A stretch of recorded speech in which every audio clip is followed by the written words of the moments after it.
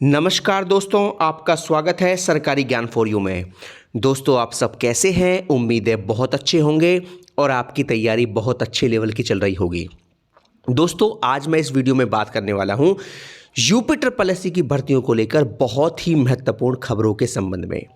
और अधिक समय वेस्ट ना करते हुए सीधा मुद्दे की बात कर लेता हूं। दोस्तों, सबसे पहली खबर है यूपी ट्रिपल एससी ऑडिटर भर्ती परीक्षा। और इस भर्ती को लेकर जो कोर्ट केस किया गया था उसमें अब आयोग की जीत हो चुकी है। जी हाँ दोस्तों, आपको बता दूं, इस भर्ती में मांगा गया था ओ लेवल, लेकिन कुछ छात्र के पास जो है PGDCA की डिग्री थी। ठीक है, तो वो ये मांग कर रहे थे कि हमें भी इसमें मौका दिया जाए, है ना। लेकिन कोर्ट ने जो है इनका केस खारिज कर दिया है, ख़त्म कर दिया है। और उन्होंने यही कहा है कोर्ट ने कि जो भर्ती होगी वो नियमावली के अनुसार ही होगी, यानी कि इसमें कोई बदलाव संभव नहीं है। यानी कि इसमें ओ लेवल ही चाहिए और कुछ नहीं चाहिए। और दोस्तों, आप देख सकते हैं, प्रमाण आपके सामने है। ये आपका जो है ऑडिटर भर्ती परीक्षा का जो केस है वो अब समाप्त हो चुका है। ठीक है, ये हो गया आपका केस डिस्पोज्ड, यानी कि कल जो है इसका केस खत्म हो चुका है। और ये आप देख सकते हैं ये। ठीक है दोस्तों, तो यानी कि अब इसमें ओ लेवल ही मांगा जाएगा, ओ लेवल ही मान्य होगा। ओ लेवल के समकक्ष में PGDCA को मान्य नहीं किया जाएगा, यानी कि आयोग की जीत हो चुकी है। और दोस्तों, मैं तो हमेशा कहता हूं कि यूपी ट्रिपल एससी से अगर आप लड़ोगे तो जीतने के चांस बहुत कम है। ऐसा लगभग 99% भर्तियों में देखा गया है। जिस भर्ती को लेकर भी छात्र कोर्ट जाते हैं उनको मुंह की खानी पड़ती है और यूपी ट्रिपल एससी हर भर्ती में जीतता है। ठीक है, तो यहां भी जो है ऑडिटर भर्ती में आयोग की जीत हुई है और अब केवल जो है ओ लेवल ही इस भर्ती मान्य होगा, इसके समकक्ष कुछ भी मान्य नहीं होगा। अब दोस्तों, बात कर लेते हैं ASO के मैटर को लेकर। देखिए, ASO भर्ती वाले बार बार कमेंट करके बोल रहे हैं कि सर आखिरकार हमारी भर्ती का अंतिम परिणाम कब तक जारी होगा। दोस्तों, आपको बता दूं, यहां भी आपका मैटर फंसा हुआ है डिग्री डिप्लोमा को लेकर। और बाकी पूरी उम्मीद है कि 20 नवंबर से पहले आपका ये मैटर सॉल्व कर लिया जाएगा। ठीक है ना, यहाँ भी आपका डिग्री और डिप्लोमा वाला मैटर ही फंसा हुआ है बहुत लंबे समय से। अगर वो मैटर ना होता तो अब तक कब का आपका परिणाम जारी हो गया होता। तो जानकारी है कि 20 नवंबर के पहले पूरी उम्मीद है कि आपका ये मैटर सॉल्व कर लिया जाएगा। अब दोस्तों, बात कर लेते हैं JEE 18 के परिणाम को लेकर। इसका परिणाम भैया आपका चला गया है दिसंबर में। ठीक है ना, दिसंबर से पहले आप बिल्कुल भी उम्मीद ना लगाएं JEE 18 के परिणाम की। और रही बात मंडी के रिजल्ट को लेकर, तो मंडी का रिजल्ट आपको 100% इसी महीने में देखने को मिल जाएगा। ठीक है, इससे अधिक लेट नहीं होगा। मंडी इंस्पेक्टर का अंतिम परिणाम आपको इसी महीने हर हाल में देखने को मिलने वाला है। अब दोस्तों, लेते हैं कुछ कमेंट। आपके बहुत ही धमाकेदार कमेंट हैं और इन कमेंट का जवाब देने का प्रयास किया जाएगा। देखिए, एक कमेंट है इनका और ये कहते हैं, सर मेरा पैट 2021 में 89 नंबर था, पैट 2022 में 85 नंबर है और पैट 2023 में 53 नंबर है। मेरे दिमाग की तो बैंड बज गई है। भैया, बैंड मत बजाइए, ये हाल सभी का है। और 20 से 25 नंबर और 30-30 नंबर भी छात्रों के कम हुए हैं पिछले पैट की तुलना में।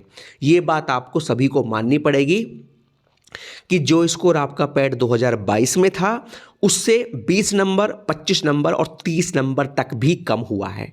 ठीक है, आप परेशान ना हो, सबका हाल यही है। अगला कमेंट लेते हैं।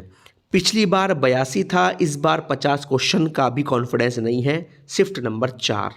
जी हाँ, बिल्कुल 50 नंबर अगर आप ले आते हैं ना तो ये बहुत ही टॉप का स्कोर माना जाएगा, है ना।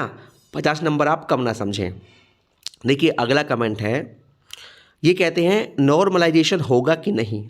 देखिए भैया, नॉर्मलाइजेशन 100% होगा, इसमें कोई दो राय नहीं है। और ये नियम यूपी ट्रिपल एससी का 2019 में आ चुका है। ठीक है, ये तो बहुत नॉर्मल सी बात है और ये सभी को पता है। अगला इसमें बात लिखी है 28 अक्टूबर की पहली शिफ्ट के स्कोर में नॉर्मलाइजेशन से नंबर इंक्रीज होंगे कि नहीं, ये तो बताएं सर। कितने नंबर का फ़ायदा किस शिफ्ट को होगा इन पैट। मेरा 46.75 है और आपकी 28 अक्टूबर फर्स्ट शिफ्ट आंसर की से। मैं जनरल कैटेगरी से हूँ। देखिए, नॉर्मलाइजेशन किस शिफ्ट में कितना होगा ये मैं अभी नहीं बता रहा, ठीक है। अभी मुझे थोड़ा समय दीजिए, इसका ऑफिशियल आंसर की आने दीजिए, उसके बाद पूरी स्थिति साफ हो पाएगी कि कितना छात्रों का स्कोर बन रहा है और कौन कितने पानी में है, ठीक है ना।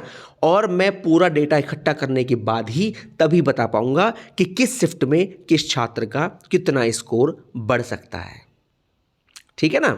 तो बाकी आप परेशान ना हो। 28 अक्टूबर की बात करूं तो 28 अक्टूबर की पहली शिफ्ट, इस शिफ्ट को मैं हार्ड कहूँगा और बहुत ज़्यादा हार्ड कहूँगा, ठीक है ना। ये शिफ्ट आपकी बहुत ज़्यादा हार्ड है, इसमें सोचने वाली कोई बात नहीं है। आप परेशान ना हो, आपका स्कोर बढ़ेगा, ठीक है। अगला कमेंट लेते हैं। देखिए, अगला कमेंट इनका है, सर क्या पैट की वैलिडिटी बढ़ाई जाएगी क्या, सुनने में आ रहा है। आपने जहाँ से भी सुनी है ये बात बिल्कुल गलत है। पैट की इसमें कोई भी वैलिडिटी नहीं बढ़ाई जाएगी, ठीक है ना। पैट आपका जो है 1 साल का ही मान्य होगा और हर साल पैट परीक्षा कराई जाएगी। देखिए, अगला कमेंट लेते हैं। सर जी, वीडियो री एग्ज़ाम रिजल्ट का वेट करते करते अब मन हट गया है। 6 साल में एक वैकेंसी फाइनल हो रही है। क्या सरकार है, क्या आयोग का स्पीड है, कोई क्या करे। मन करता है अब या तो तैयारी छोड़ दें या ये दुनिया छोड़ दें। इससे तो अच्छा हाल बिहार सरकार का है कि कम से कम नियुक्ति पत्र तो मिल जाता है। यहाँ तो यूपी में केवल पैट एग्ज़ाम, सीटेट एग्ज़ाम, केवल अहर्ता परीक्षा हो रही है और कुछ नहीं हो रहा है। बेरोजगारी इतनी है कि टैलेंटेड बच्चे पैट एग्ज़ाम दे रहे हैं। कितनी शर्म की बात है सरकार के लिए, इस आयोग के लिए। अगली बार आप सबसे निवेदन है कि कोई पैट का फॉर्म ना डालेगा ना दोबारा ये फॉर्म निकलेगा, क्योंकि इन लोगों को केवल टाइम खींचना है। ये नहीं देखते युवाओं की एज निकलती जा रही है। बिल्कुल, देखिए, आपकी इस बात से मैं 100% सहमत हूँ। इस बात में कोई दो राय नहीं है कि पैट एग्ज़ाम तो हर साल कराते हैं और सबसे बड़ी बात है बिल्कुल टाइम से कराते हैं, ठीक है।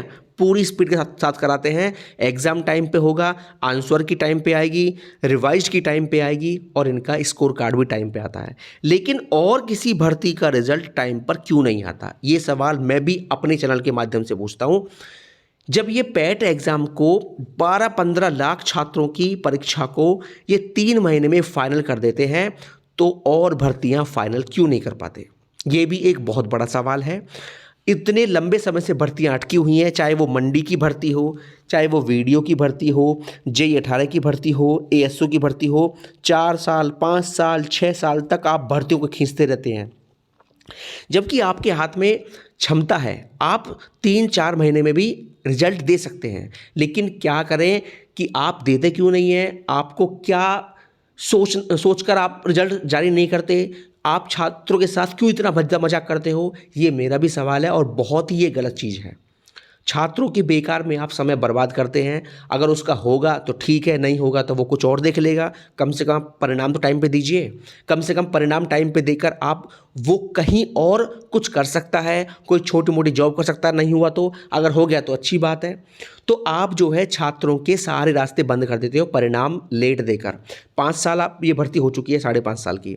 ये परिणाम पहले जारी हो गया होता तो कितना अच्छा होता। ये छात्र यहाँ उम्मीद लगाए नहीं बैठे होते। या तो हो गया तो अच्छी बात है, नहीं होता तो कुछ और काम कर लेते। तो मेरा भी ये मानना है कि UPSSC छात्रों के साथ जाती कर रहा है। वाकई में इतना लंबा समय एक भर्ती को पूरा करने में नहीं लेना चाहिए। देखिए, अगला कमेंट है इनका, प्रशांत पांडे जी हैं। ये कहते हैं, ये मुझसे कहते हैं, कन्फ्यूज्ड आदमी जब 500 प्लस पोस्ट लोअर में आएंगी तो इसका 30 टाइम बुलाया जाएगा, 15,000 होगा। 1% में 11,000 लोग आएंगे, उसमें भी कुछ का ग्रेजुएशन नहीं होगा। देखिए, आपकी इस बात का मैं कोई जवाब नहीं देना चाहता, ठीक है ना। आपका जो सवाल है ये कोई सवाल नहीं है और ये बिल्कुल बेतुका सवाल है और मुझे कोई दुख नहीं है, मुझे कोई प्रॉब्लम नहीं है आपके इस तरह के कमेंट करने से। आप कीजिए। बाकी जो जानकारी मेरे पास है, मैं अपनी जानकारी पर, मैं अपनी नॉलेज पर बिल्कुल 100% कायम हूँ और आज तक ये बात मेरी गलत नहीं हुई है। ठीक है, जब लोअर की वैकेंसी आएगी और उसके लिए कट ऑफ आएगा तो आपको खुद देख लेना।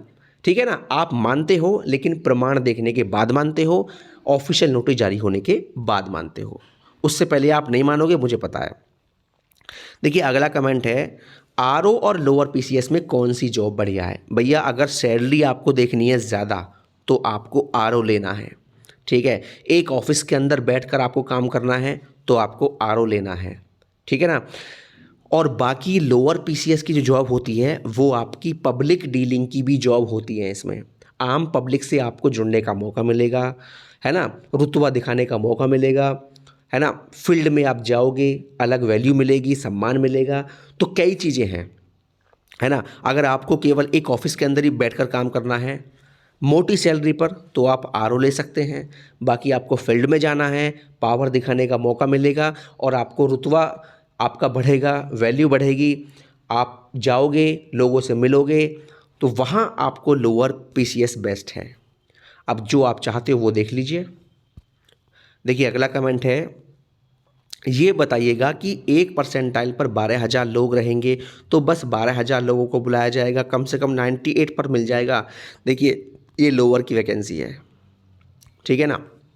लोअर की वैकेंसी में यूपी ट्रिपल एससी का हर छात्र अप्लाई करता है। ये ऐसा नहीं है कि यहाँ आपका कोई स्पेशल डिग्री मांगी जाएगी, सामान्य स्नातक होता है और सभी छात्र इसमें अप्लाई करते हैं। यूपी ट्रिपल एससी की ये सबसे बड़ी नौकरी है और इसमें पूरा कंपटीशन रहता है। ठीक है ना, 99 है मेरी तरफ से फ़िलहाल, बाकी जो होगा देखा जाएगा। अगर वैकेंसी बढ़ती हैं, अगर बड़े पदों पर और भर्ती आती है, वैकेंसी 800 हज़ार हो जाती हैं तो फिर बात कुछ अलग होगी। बाकी फ़िलहाल आप 99 की ही उम्मीद रखिए कि 99 पर ही आपको मौका मिलेगा लोअर पीसीएस की मुख्य परीक्षा देने का। अगला कमेंट है रामेश्वर जी का, ये कहते हैं वन दरोगा फिजिकल कब तक होगा? देखिए वन दरोगा फिजिकल आपका दिसंबर में आप मान के चलिए, ठीक है, और ये बात की पूरी उम्मीद रखिए कि नवंबर में आपको वन दरोगा भर्ती का फिजिकल का ऑफिशियल नोटिस देखने को मिल जाएगा। ठीक है दोस्तों, तो ये हो गई आज की वीडियो और किसी भर्ती को लेकर जो भी जानकारी मुझे मिलेगी आपको सबसे पहले दे दी जाएगी। बहुत बहुत धन्यवाद दोस्तों। जय हिंद, जय भारत, हमेशा खुश रहिए, मुस्कुराते रहिए।